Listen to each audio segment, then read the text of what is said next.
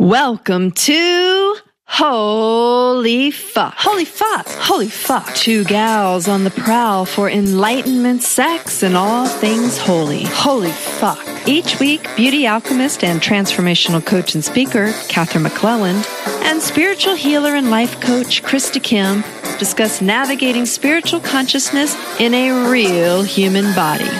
Stumbling through dating, relationships, and everyday life, all while maintaining a fucking sense of humor.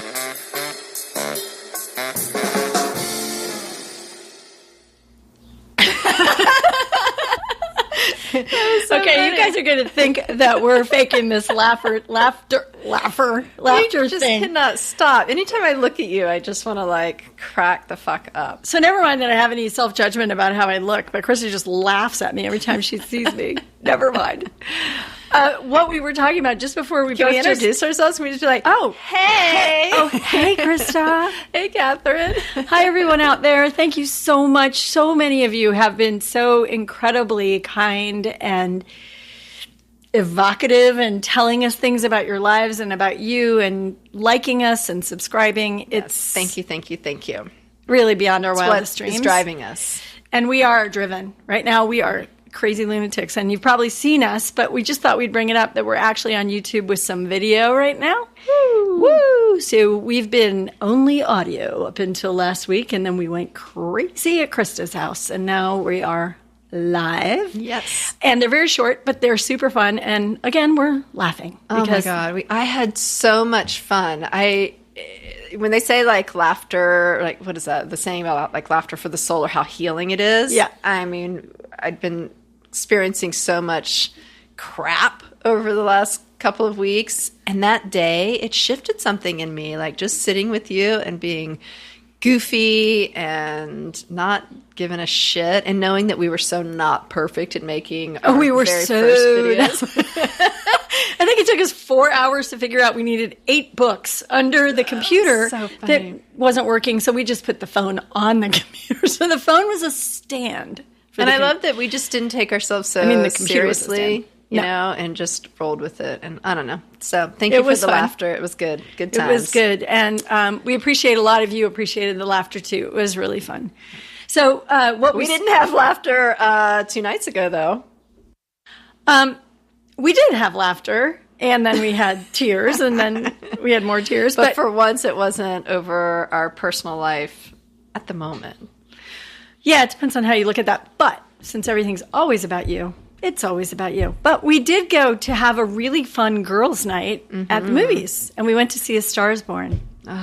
And some of us had a really fun girls' night, and some of us had a complete meltdown of the tragedy of that movie, and was relating it back to maybe something in our own lives, not specifically connected. But Well, it's how you can see a movie, and depending on where you are in your personal life, it can affect you in many different ways. Absolutely. And, a couple of weeks prior, we had gone to see Mamma Mia together with the same 2 other women, and you guys were having a blast, and you're having so much fun. And I'm watching that movie like a complete fucking disaster. And true. so the other night when we were watching A Star is Born, and I'm, going... What can do we I just say Like, we have to start with how incredibly beautiful Bradley Cooper is in that movie. Oh my God. Okay. Yes. And the chemistry between Bradley Cooper, we're doing obviously this podcast for that show because we need you to watch it. But the chemistry between Lady Gaga and Bradley Cooper, and then that he wrote a lot of that music and he sang. He's such a Both of talented person. Well, we know she sings and writes music. Yeah. Didn't know about him. What was so amazing to me was the very first scene that she's singing La Vie en Rose, and he looks at her. Yeah. The look on his face and in his eyes that he was able to call forward, the amount of personal chutzpah that she had, because she didn't see him yet. She didn't know he cared about her. She didn't have any real idea clearly yet who he was. And she was just playing it for all she was worth with all of her heart. She was able to be herself without totally the layer of nerves on top of it, of like someone's watching me. This man is someone, Yeah. and he's watching me. It was so beautiful to watch her so fully in her power and her musical ability, singing her heart out with something she loves. And then to watch him just come in and like land there was... So to me, I guess I shouldn't speak for all women, nor should I speak for all people, because probably all of us have some desire to be met like that. For me, that was the place. But think about it. She was being her full, true, authentic self. And so he could see her through that lens. And that's why he was so engaged. Yes. And that's, so many of us go through this stuff about, if someone likes us, if a man likes us or shows us some attention, very, very quickly we start to turn ourselves into a pretzel or adapt to them or lean into who they are. Or, you don't like coffee? Oh, I don't need coffee. Or you don't like me to wear mini skirts? Okay, I don't need... Said no guy ever. Said no guy ever. Okay, maybe that wasn't it. But, maybe it was. Or because they're jealous or you don't want me to be a certain way, then I'll stop. So quickly it happens. Yeah. And then we lose that powerful connection. And what I just loved, I probably could watch that scene a million times because just watching his face as he fell in love with her, you could just see it. It was like... Because you're so ready for that. I am. I am. But it's not just that. It's just, that moment that they captured in that movie was just beautiful. And so then I was perfectly set up to have my heart broken, as you know. And I'm not going to say a dang word about what it is that happened that broke my heart. But what it did was leave me with an awareness of how right now in my life, in this moment, many of you know that we just did our episode on Exposed, and I shared some things from my life in that episode. Many of you know a little bit about my dating and man history recently, and I realized I was really open and I was really vulnerable. And so that movie could go into me in a place that it might not have in another time. And I was speechless from the amount of sadness that showed up in my body at the end of that movie. It was just really speechless. And it was not the experience that Krista was having, which was interesting. It was because, like what I was saying about the Mamma Mia thing, it was like I was where you were, right? In the Stars Born, just going through kind of a breakup and a hard time. And so that movie just landed somewhere. So I am actually still going through that breakup, but it's complete. And I'm not going to go into the whole story of the completion, but I am just going to say that Mr. Rico Suave is no longer in the picture. He has left the building. And what that allowed for, I shouldn't say allowed for, I watched A Star is Born with kind of a closed heart. Just because of everything being so fresh and new about that really being over. So I was watching it literally like no emotion. Normally, I would have been bawling my eyes out in that movie. I was so confused. Yeah. And I was just like, yep, nope, not getting in my heart. Nope, I'm not going to fall in love with you, Bradley Cooper. Nope, not doing it. You can't have me, man. And so I'm looking over at you. You can have my friend, though. She's losing it over there. She is losing her shit. And so... okay, no, that wasn't that bad. Like, they weren't staring at me. I was crying. You were crying. And, hard. But I think I walked away from that night going like, oh, I've closed my heart. Stop it. Stop. You don't have to close your heart. Just because that chapter has come to an end, it's okay. Go back, open your heart up a bit, and keep moving forward. I'm appreciating you saying that because what I just realized is what's happened over the last few weeks to me between completing with Mr. C and the process of our culture that we went through when we put out the Exposed episode and things like that. All of that, actually, what it did was break my heart open. So where I might have been at a much more sort of passive place with that movie where it would have kind of just washed over me as not a big event, I actually realized that my compassion level for Dr. Ford in that situation, for all the women who were in the Me Too movement, for everybody who was coming forward and saying, I can't even tell you my story, but I have one. Whatever phase of the journey women are on with this, and men, I would have to say, I want to make sure that I acknowledge that there are plenty of men who've had bad experiences. And for me, it was the women experience that was most close to my own life. Being able to go through that, actually what I realized is there's actually a part of me that's sort of like, oh, this is actually joyful for me. That opened me to another level of compassion with women.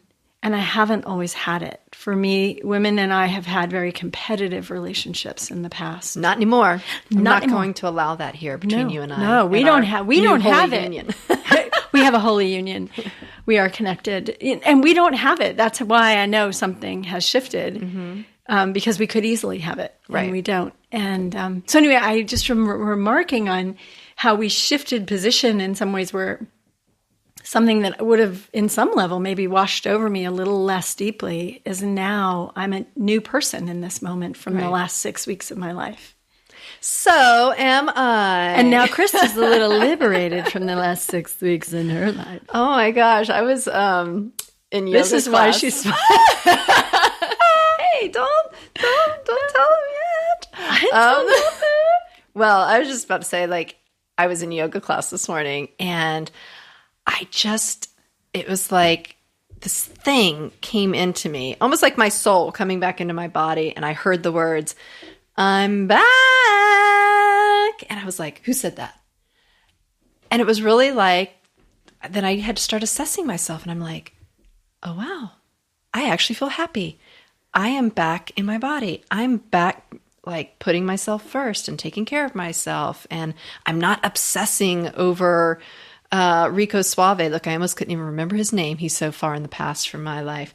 But it was like a detachment had happened of I was no longer, or I just realizing that I wasn't giving all of my energy over in that direction anymore. Right. Not obsessing over what's going to happen with him and, oh, what's he doing right now? And, that my brain was doing for so long. Yeah. It was like, poof.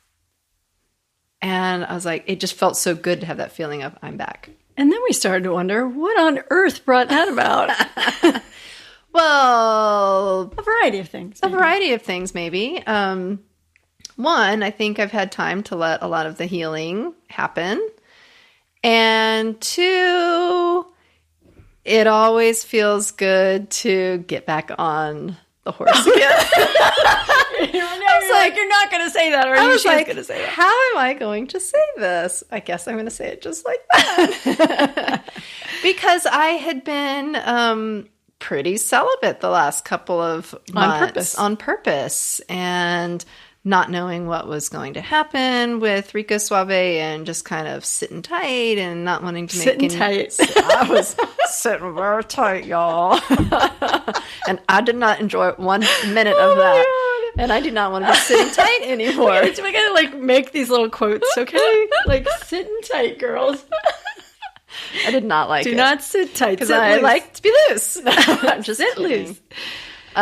So yes, I had been kind of just not in that sexual space for a while, just waiting to see how that relationship was going to turn out. And now that it's complete, I realized that it's time to just start getting back out there. And so yes, I had a little fun last night. So tell us about the structure of your fun last night.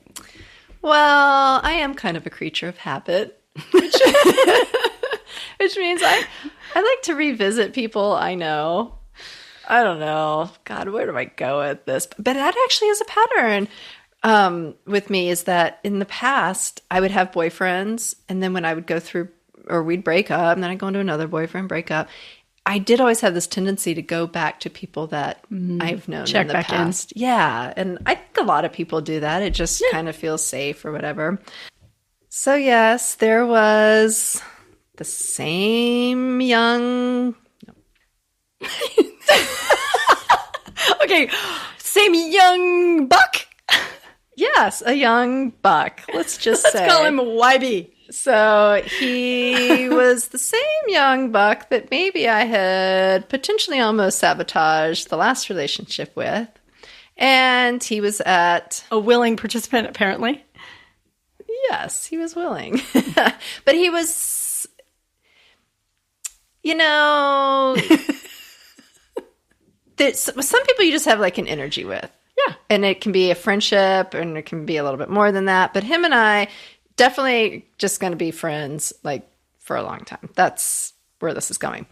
But last night I decided to play the Ethical Slut. She got out her book. I got out my book. I reviewed all the rules and how to do it properly. And because she just needed one word. Yeah, because him and I are friends, and I know it's just going to be friends, as he's not going to be the love of my life, and we're not going there. I was like, I don't want to mess that up. And yet I do feel really comfortable with him, and I feel like he is somebody who I could be friends with benefits with for a while I'm in this in-between stage. I'm definitely not ready for a relationship tomorrow. No, we're going to put that at a year, right? Yeah. That can be down the road. But I don't want to be celibate for a year. No, I want to enjoy this time and enjoy my life right now. So I wanted to make sure that I'm not doing anything right now that's going to, mess up this friendship. Why are you laughing? You guys should see Katherine right now. She is doubled over laughing. And I'm like, what? This is nothing to reflection on this human being. It's no reflection on this other human being. I do not know this other human being. But all I can think of is better than a dildo. That's all that's going through my head. Better than a dildo. Okay, we're done here. Okay. Back to Krista. So at the bar, and he just happened to be there. And so I kind of just said to him, like, hey, would you like to have a discussion on, make a business? It was almost like make a business deal. And he's like, her? And I'm like, maybe you potentially, possibly tonight, but let's, he's like, well, you want a contract? And I was like, yeah, kind of. And he's like, all right. And so I loved it. Good for him. I know. Good for him. It was so liberating in a way. I can't tell you how much I felt so powerful in that conversation. And one of the biggest things is that, I was like, oh, I don't want to get hurt. I want to make it. But no, it was really about looking at him going, like, I really want to take care of him and make sure that I'm treating him with respect. And you never know if people have feelings for other, you just don't know. So I wanted to make really clear with him, like, all right, you don't got any feelings for me, right? Because if you got feelings for me. What's that sound a cougar makes? What's that sound? You should know better than I. Yours is probably like, mine's like, oh, no. We're not buying it, Krista. Do not buy that. Forget about it. That's her story. So, we chatted, and it was like, rule number 1, don't fall in love. Check. And he laughed so hard. He was like, all right, done. And I'm like, hey. And that's not that funny. You're supposed to try at least to say, I'll try not to. I think at that point he was like, well, you're kind of bumming me out. And I was like, oh, well, we'll have to go a different direction then. But, don't fall in love.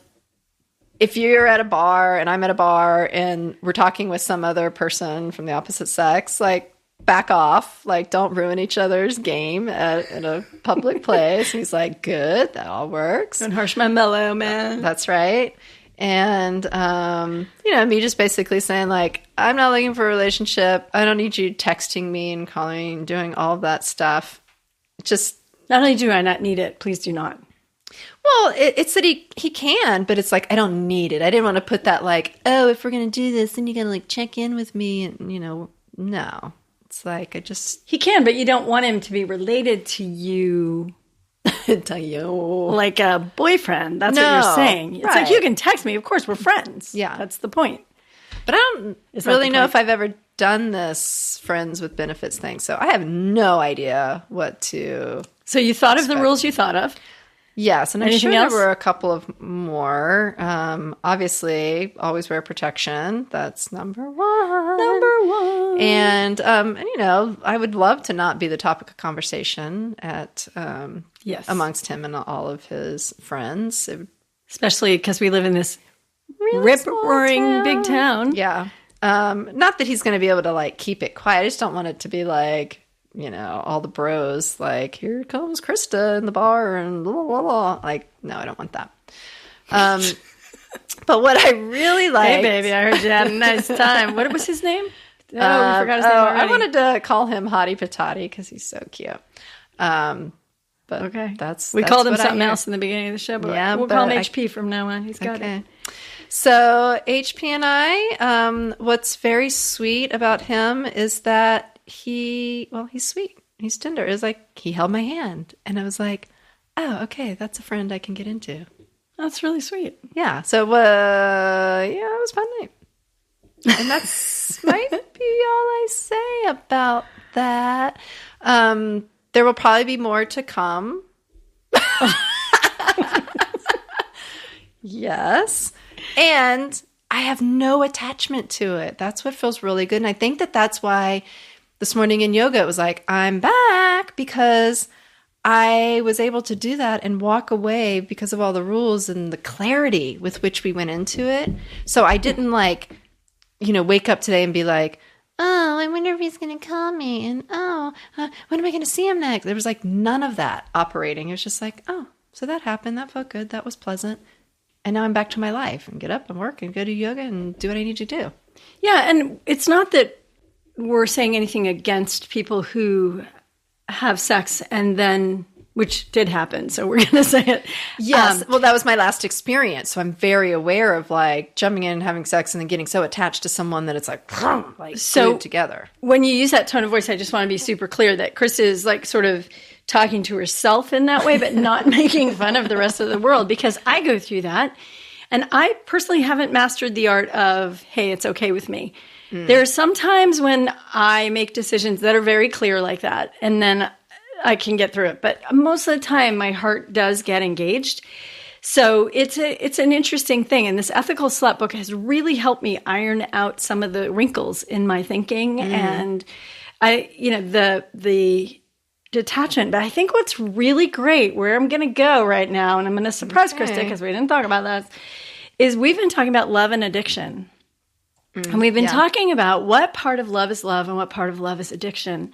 And she and I have been really exploring in our conversation, not with you guys yet, but exploring in our conversation, like, do we actually get addicted to people? Is that really what happens with someone like me and someone like Krista, who have a similar wounding pattern in our life?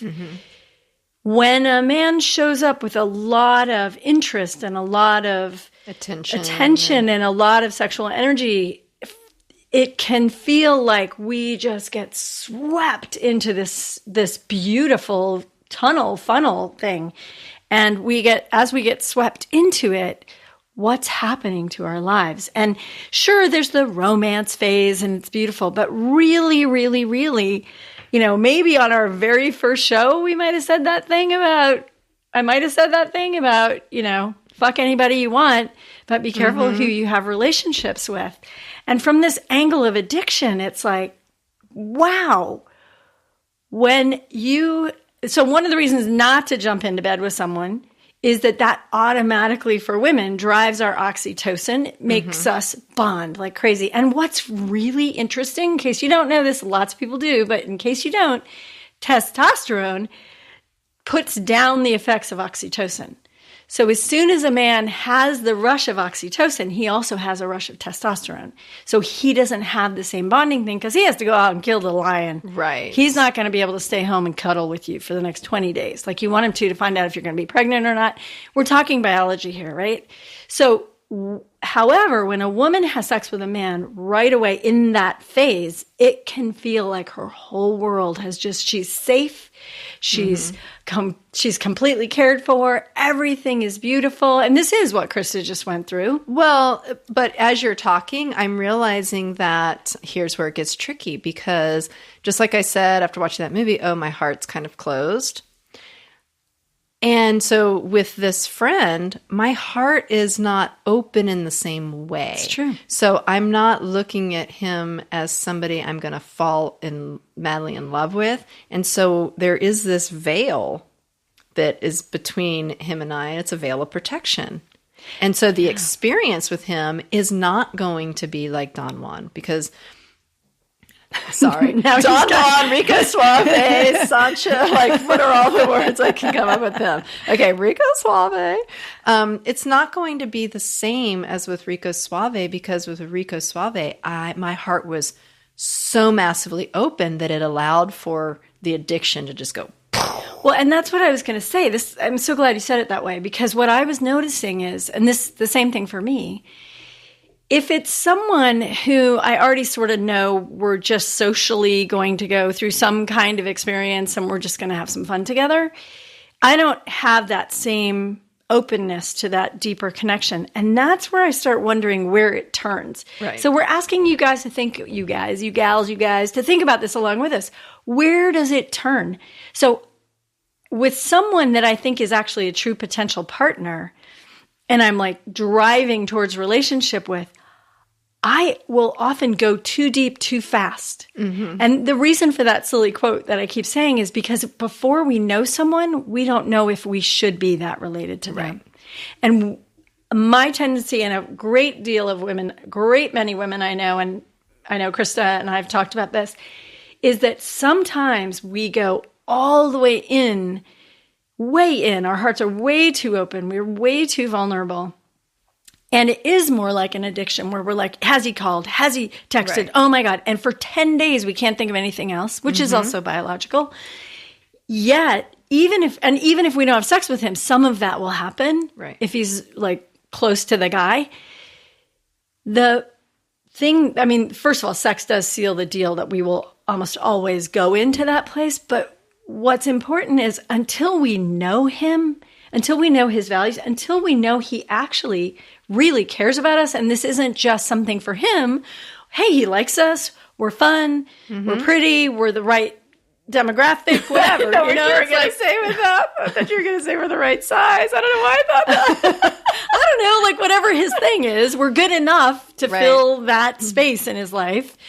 And I just got the picture of the thing the guys use that's not a dildo, which kind of blew my mind. That little sleeve that guys use for masturbating instead of the dildo that women use. Oh, it like it's a simulation vagina. I never saw one until about 4 months ago. I had no idea these things existed. I was like, God almighty. Okay. So anyway, those are used and they're available if you need one. What's used? Men use them is what I mean. Oh, you're like used sleeves? They sell those on Amazon Prime? No, not used sleeves. Oh my God, I was in a room one time where somebody was saying, does anybody want my dildo? Because I'm done with it because I'm getting a new one. I was like, never using someone else's dildo. And that's a conversation I've had with a friend too, because it's like, then what do you do with them? Is there a recycling center? Yes. Or do you give them to the Goodwill? Like, and then if you put it in the trash can, you know, and you're at one of these trash places and all the trash is going down the conveyor belt and they have people there like pulling the trash out, some poor soul has to sit there. Gloves. They've got gloves. They've got gloves, but it's like, what are they? They're like, probably just put in their pocket, take it home. Gross. Okay, gross. Where were we going there? We're talking about addiction. So... might as well face it, you're addicted to love. Yeah, it's just a really interesting place for women and men to pay really close attention to what are we doing as we meet people. And I think the place that some of us will notice is we de-invest, we disinvest in our own lives, and we over-invest in someone else's. We forget about our responsibilities. We don't take as good care of our kids. And I don't mean this in an abusive way. I just mean the little edges of maybe we should be paying. We sacrifice little tiny bits of ourselves. And parts of our business. We're like, well, I'm just not going to check on that today. I'll do it tomorrow. Yeah. Or we don't check on somebody we're supposed to be checking on. Or even our friends just start to feel a little neglected, like, haven't seen you in 6 weeks. That's totally a pattern of mine, for sure. And girls, women... definitely do that, and our friends definitely take us out about it sometimes. Yeah. But if that's happening to you, pay really close attention. Do you really know who this human being that you're spending time with is really yet? Have you had a values conversation? Do you know? Like, does it matter? See, the thing is, I don't feel like I need to have a values conversation with HP. Hottie potato. No. Yeah. Relationship, you have to have all those values. That's what I'm saying. That's what's going to be interesting for me in this next phase. It's almost like an experiment of what does this look like to have a sexual partner. come on, y'all. Last night could have been the one and done. Like, I have no idea, but I'm just saying, like, even though we got a place here, you think he's going to let that go again? I don't know. But if we do move forward and try this friends with benefits out for a while, what does that look like? Or is it fun? Right. If your heart's not open? Because part of the magic of my last couple months was like there was so much love and I would say it's the 2 months before the last couple months. Yeah, okay. Thank you for clarifying that. For sure. But it was that like, oh, the potential of the future and all the good stuff that could come and we could build. And there's that, limerence that happens. And that happens because you have an open heart. So if I don't have an open heart in this situation, and I'm not saying I'm not open meaning that I don't care for him, because I do care for him and I love him because he's my friend, but I'm not going to fall madly in love with him. That's not going to be the trajectory. So even saying that puts up this barrier that I'm curious to see if that will allow us to experience the full of the sexual experience without that component. Well, it's so funny that you mentioned this because again, very early in our shows, we started to try to define the holy fuck. Mm-hmm. And what we're talking about is that this sexual encounter will never be the holy fuck. Right. This sexual encounter will be the fun fuck. This will be this will be sexual relationship. Right. And that even doesn't mean to say that it couldn't sometime have some potential we don't see coming and suddenly we would have that happen. But we're not setting it up to win as a real relationship, as a real partnership. And so when we don't set it up to win that way, there's very little chance that it's going to be that. On the flip side, when we think we're setting up a relationship to be a partnership that we're going to want to invest in over a long time, most of the time we're not setting it up well either. We actually, so what's interesting is because I don't have all that excited and energy in that way, I was able to be in my masculine and set up my rules, and this is the contract, and this is what we're going to do and everything. But with that last relationship, it's like all of that just goes out the window because there's that. Well, we all have a blend of that masculine and feminine. And to me, what you're saying is that you were able to take care of yourself last night. So you were able to say, this is what I need, this is what I need, this is what I need, this is what I need. Don't fall in love with me, use a condom, whatever, right? Be respectful. With hold my hands, look Rico at my eyes. Suave, those boundaries kept getting pushed back, and because you kept sacrificing yourself. And I just want to be really clear. I've done this too, and I'm sure many of you have too, and I'm sure many men have in a different way. So I'm not calling this masculine and feminine out as a man and a woman. I'm saying they're parts of us, and as women. We have a tendency to have more of that energy where we invest way too early. Yeah. And it's also a turnoff to guys. If we're too invested too early, it's like there's no search and discovery. That's why I feel like I need to blend a little better. So like, I'm not even saying I'm doing it correctly this time, but it's like I'm getting the practice of seeing what this looks like to set it up with some good boundaries. So if the next time when I do meet someone that I'm going over, can I hold myself, take a deep breath, and say, yes, I'm having these feelings, and here's a different type of contract. Right, and we can acknowledge like our tendency is to fall into this kind of morass of confusion and not self-care. Again, with the big words. What's morass? Just don't make me define it. Okay. I don't know. Okay, sorry. No, it's a morass. It's like a sea of.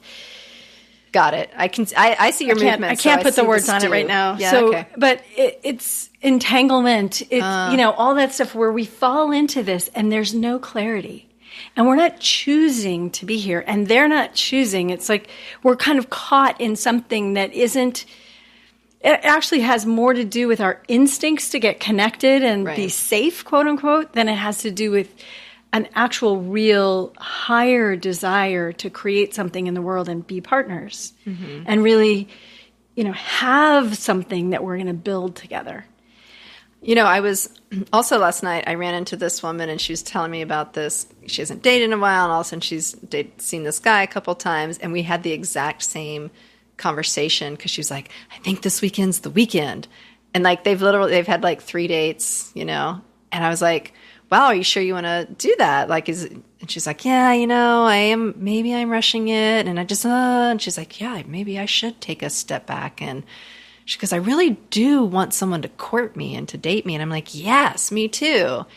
And so I'm recognizing that this pattern, it's like, especially if you've gone a long dry spell, there is that just wanting to jump back into something just for the sex part of it. But if you're really looking for the long-term relationship, going into sex that early, it jumps over these steps of like the rules and the clarity and what's good, and do you even like me, or are you just caught up in the wanting to get me in bed?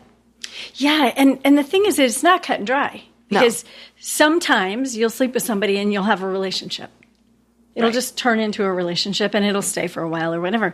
And sometimes you'll sleep with somebody and you won't want it to be a relationship. Like, so every time it's different. But if we're thinking, I want to have something that is going to build. I want something that I can build my life on. I want to plan something with someone. I want to have someone I can depend on in my life. I want someone who actually cares for me and who I am going to have the opportunity to learn about my barriers to love from. Like, if I want that, the best chance is for me to take it slowly and listen to myself.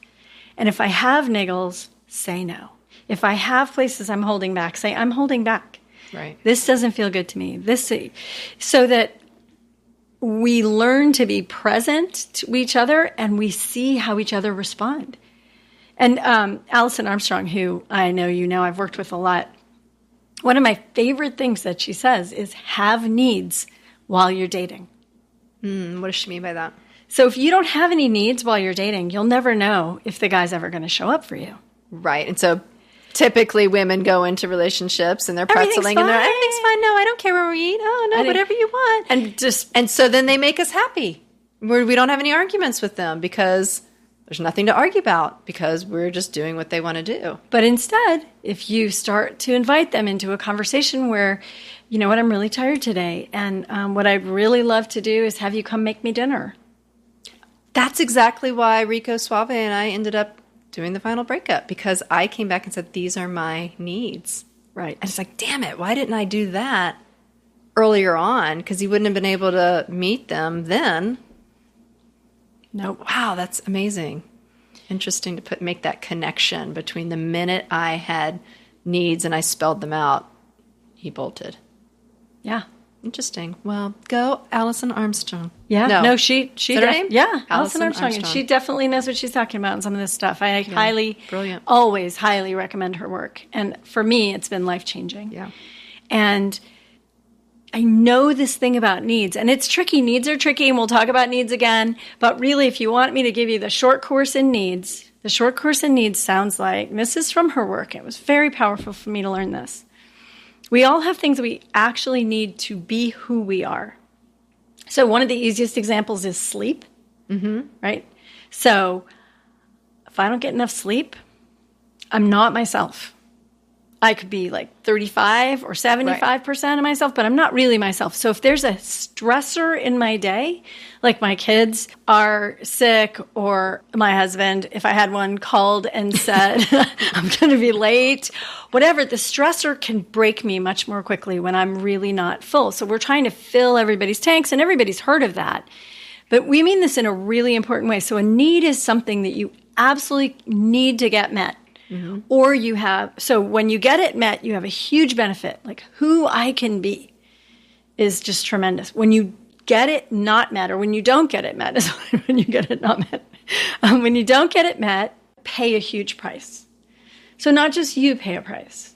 When I was minister, your partner pays the price. Your family, like yes. The world. You know, that's why people freak out. So what does it look like to ask for your needs then? So I was just going to say, when I was a minister and I was working a lot, and I didn't realize how much I was working because I was in a small town. So wherever I saw people, I had to work. Like they needed a prayer, they needed some consolation, and I was happy to do it. But by the end of the day, I had nothing left for my kids, nothing left for my husband, nothing left for my house, nothing left for the cat. You know, I was like, gah. And so all the people that I cared the most about were getting the least from me. Mm-hmm. And that's not to say that they're more important. It's just to say that those were the people I was choosing to invest in my life. Right.